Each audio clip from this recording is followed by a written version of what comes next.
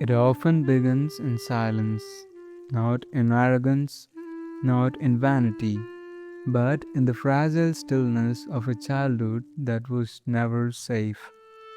A living room where praise only came after perfection. A kitchen where mistakes were met with anger or shame.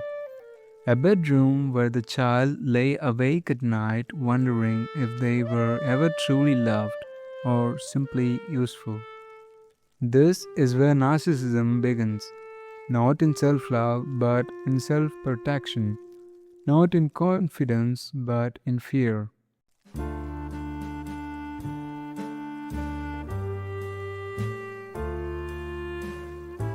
Today, we journey into the psychology of a narcissist, who they are, how they are made, the masks they wear, relationships they break, and the haunting truth that hides beneath it all. A narcissist is not born, they are sculpted piece by piece, moment by moment, in families where love is conditional. Sometimes they are placed high on a pedestal. You are the special one, you will never fail, you will save us from disappointments. Other times they are crushed under relentless criticism. You are not enough, you will never succeed, you are a shame to us. Two opposite beginnings, but both carry the same message. Your worth is not unconditional, it must be earned. Psychologists explain that when children face this kind of pressure, they split into two selves. One, the true self, fragile, emotional, longing to be loved. Two, the false self, a mask of perfection, built to protect the child from rejection.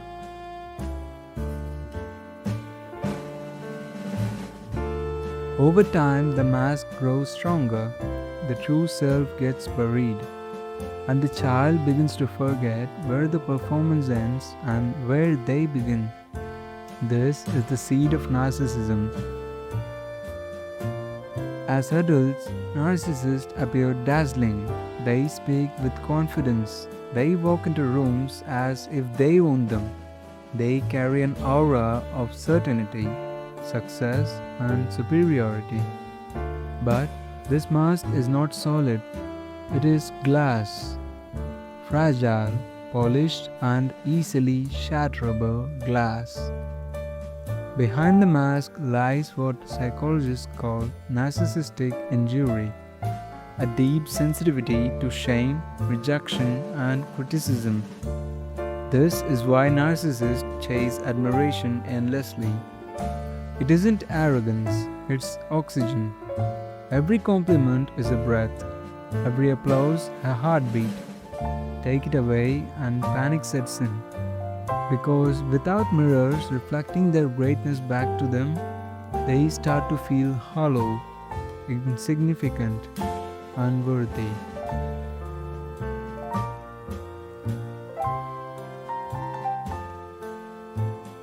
Nowhere is narcissism more visible than in relationships. The pattern is almost predictable.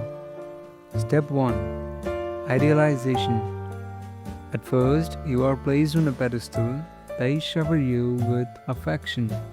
They make you feel chosen, extraordinary, irreplaceable. This is called love bombing. Step 2. Devaluation. Soon, cracks appear. The compliments fade. Small criticisms creep in. The warmth turns into coldness. You start to feel like you can't do anything right. Step 3. Discard. When you no longer serve as the perfect mirror, they may withdraw, replace you, or suddenly vanish. This cycle is not about love. It is about survival. To a narcissist, you are not fully seen. You are just a reflection to the mirror of their own fragile self-image. And once the mirror stops reflecting, it is no longer useful to them.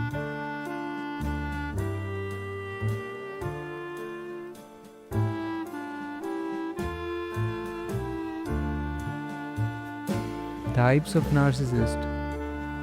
Not all narcissists looks the same. Psychology describes two major patterns. The grandiose narcissist, loud, charismatic, charming, commanding. They thrive on visibility. They want power, admiration, attention. They are the leaders, the performers, the ones who dominate the stage. The vulnerable narcissist.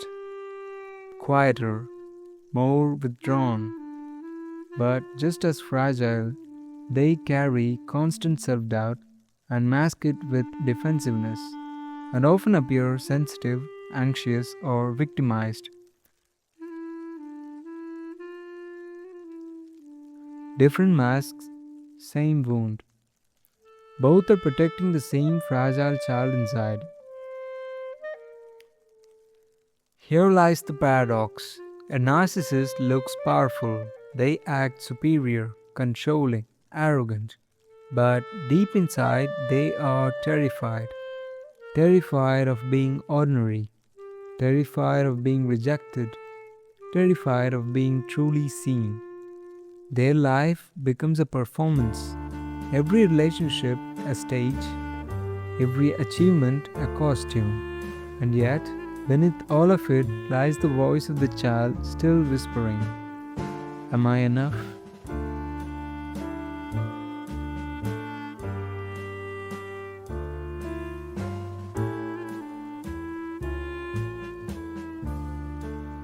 Why does this matter?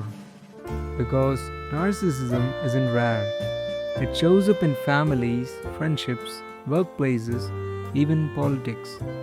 We live in a culture that rewards narcissistic traits: confidence, ambition, performance, image. Social media itself is a breeding ground where validation comes in likes, follows, and fleeting admirations. But psychology warns us, when a mask becomes the only face you know, you lose yourself. And in trying to be admired by everyone, you risk being seen by no one.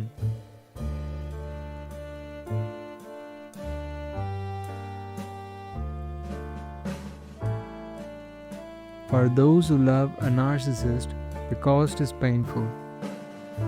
You feel invisible, your needs are ignored. You become a side character in someone else's story. For the narcissist, the cost is loneliness. They may collect admirers, but they rarely feel intimacy. They may chase success, but it never feels like enough. And in quiet moments when the applause fades, they are left with the very thing they've been running from: emptiness.